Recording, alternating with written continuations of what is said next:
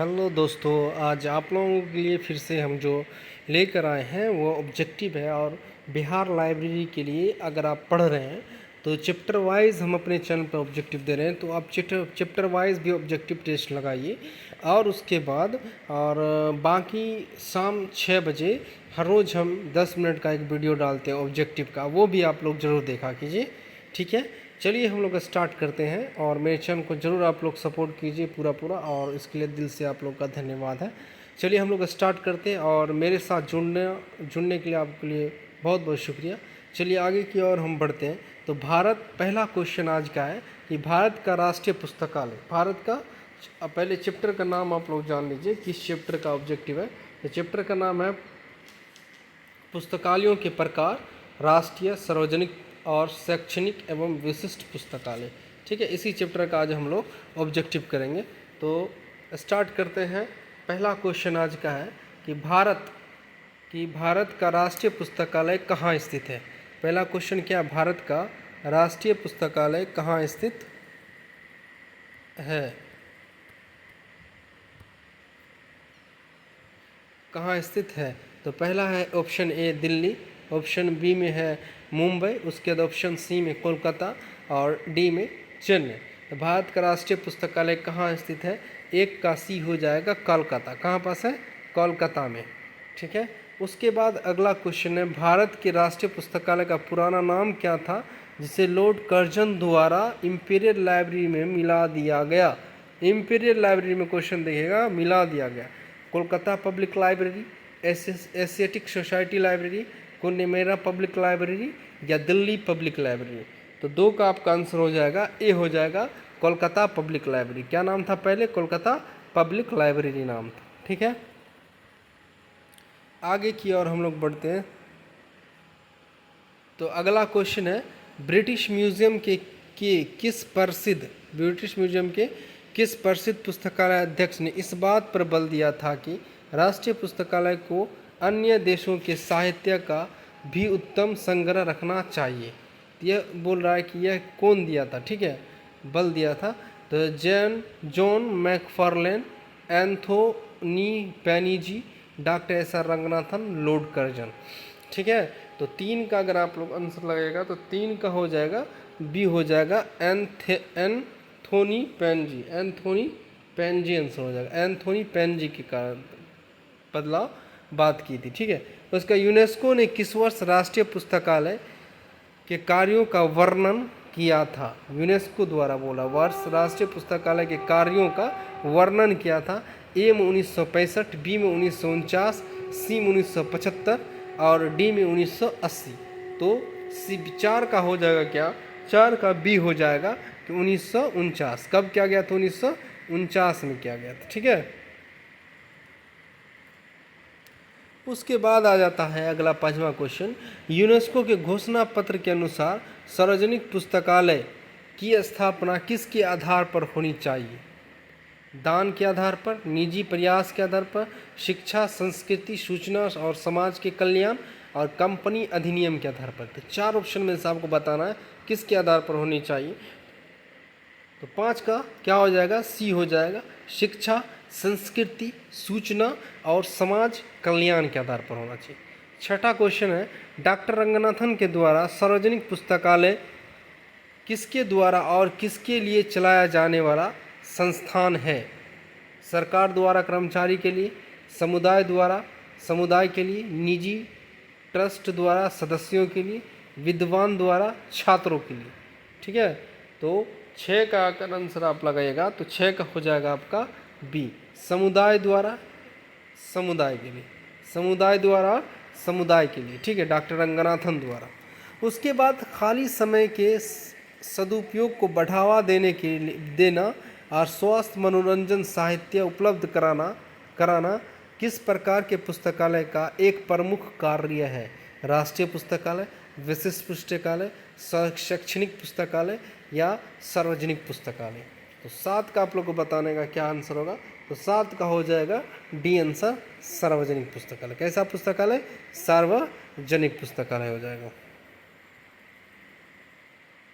उसके बाद 8 नंबर, भारत के अधिकांश राज्यों में पुस्तकालय की अच्छी स्थिति न होने का मुख्य कारण क्या बताया गया है? भारत में के अधिकांश राज्यों में पुस्तकालयों की अच्छी स्थिति न होने का मुख्य कारण क्या बताया गया? पाठकों की कमी, पुस्तकालय अधिनियम का पारित न होना, पुस्तकों की कमी, और डी में योग्य कर्मचारी का अभाव। तो 8 का आंसर हो जाएगा आपको बी हो जाएगा। पुस्तकालय क्या हो जाएगा? बी होगा, पुस्तकालय अधिनियम का पारित न होना, पुस्तकालय अधिनियम का पारित न होना। उसके बाद किस प्रकार के पुस्तकालय को जन पुस्तकालय भी कहा जाता है? जन पुस्तकालय, शैक्षणिक पुस्तकालय, सार्वजनिक पुस्तकालय, राष्ट्रीय पुस्तकालय, विशिष्ट पुस्तकालय। तो 9 का क्या होगा? सार्वजनिक पुस्तकालय। क्या हो जाएगा? सार्वजनिक पुस्तकालय को जन पुस्तकालय भी कहा जाता है। निम्नलिखित में कौन सा शैक्षणिक पुस्तकालय का एक प्रकार है? निम्नलिखित में से कौन सा शैक्षणिक पुस्तकालय का एक प्रकार है? ग्राम पंचायत पुस्तकालय, जिला पुस्तकालय, विश्वविद्यालय पुस्तकालय या जेल पुस्तकालय। ठीक है, इसमें से बताना है, शैक्षणिक बताना है। तो 10 का आपको हो जाएगा आंसर सी। 10 का क्या होगा? सी हो जाएगा, विश्वविद्यालय पुस्तकालय। कौन सा पुस्तकालय? विश्वविद्यालय पुस्तकालय हो जाएगा। उसके 11 नंबर में है विश्वविद्यालय पुस्तकालय को एक प्रकार का डैश पुस्तकालय ही माना जाता है, सार्वजनिक, चल, शोध या बाल। तो 11 का अगर आप आंसर मारेगा तो 11 का सी हो जाएगा, शोध पुस्तकालय ही माना जाता है। कैसा पुस्तकालय? क्योंकि विश्वविद्यालय पुस्तकालय में शोध ही किया जाता है, इसलिए शोध पुस्तकालय भी इसको कहा जाता है। उसके बाद अगर हम लोग बात करते हैं तो 12 नंबर में विश्वविद्यालय पुस्तकालय द्वारा नए पाठक को पुस्तकालय के संग्रह, सेवाओं के नियम बारे में बताने के लिए आयोजित किए जाने वाले सप्ताह को क्या कहते हैं? पुस्तक प्रदर्शनिक सप्ताह, पाठक शिक्षा सप्ताह, पुस्तकालय सेवा सप्ताह या ज्ञान सप्ताह। तो 12 का अगर आंसर मारेगा तो 12 का हो जाएगा बी, पाठक शिक्षा सप्ताह। पाठक शिक्षा सप्ताह हो जाएगा।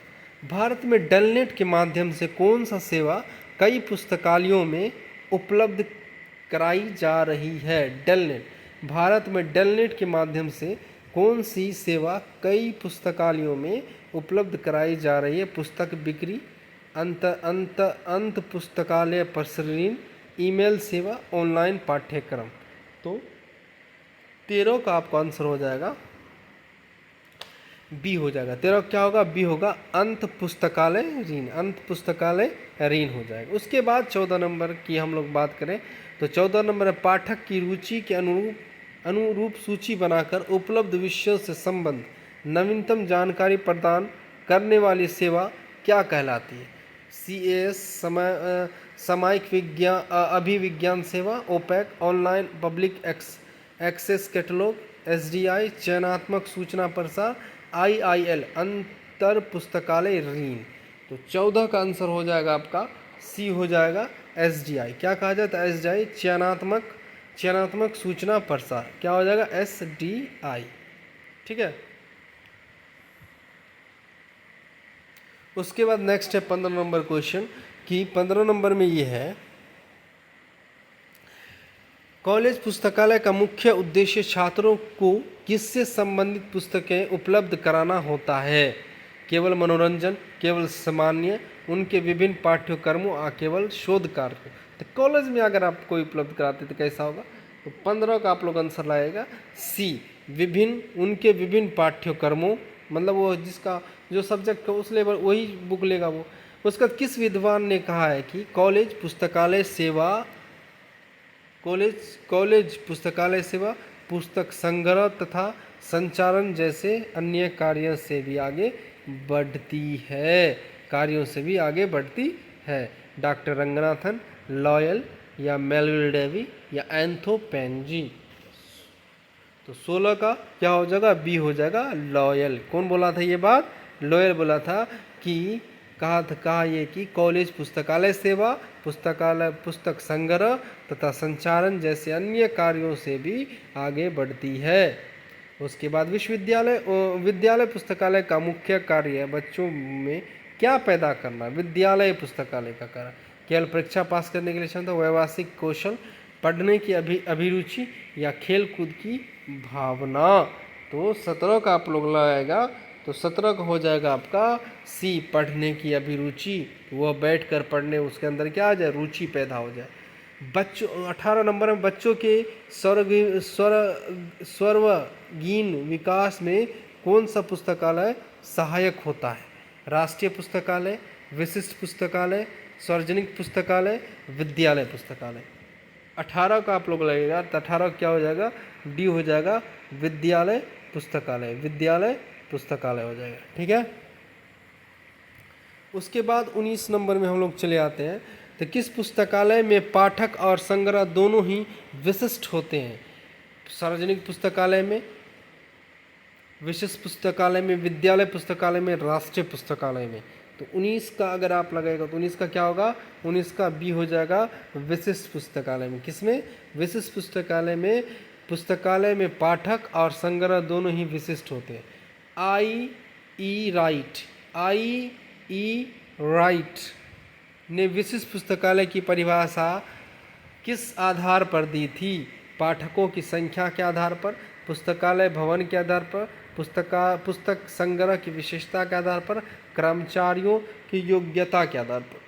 तो 20 का क्या हो जाएगा, सी, पुस्तकों के संग्रह के आधार पर, पुस्तक संग्रह की विशेषता के आधार पर सी हो जाएगा 20 का। डॉक्टर रंगनाथन ने विशिष्ट पुस्तकालय के लिए किस पद का उपयोग किया? डॉक्टर रंगनाथन ने विशिष्ट पुस्तकालय के लिए किस पद का उपयोग किया? ज्ञान का केंद्र, सूचना का भंडार, विशेषज्ञ पुस्तकालय, जनता का पुस्तकालय। तो 21 का हो जाएगा आपको सी, विशेषज्ञों का पुस्तकालय, विशेषज्ञों का पुस्तकालय हो जाएगा। ठीक है। डॉक्टर रंगनाथन ने विशिष्ट पुस्तकालय के लिए किस पद का उपयोग किया था? तो विशेषज्ञों का पुस्तकालय। उसके बाद है, अगला है, सूचना एवं प्रलेखन संबंधी सेवा प्रदान करना,